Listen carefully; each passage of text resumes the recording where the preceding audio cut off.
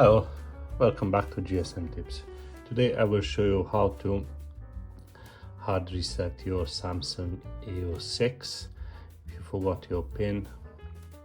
So if you try to turn the phone off, you can't turn it off from the button. What you have to do is hold down the volume down and the power button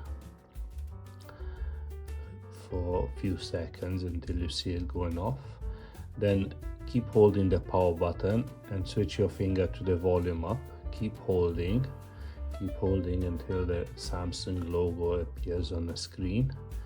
Keep holding still for a split second, then release the power button, but keep holding the volume up.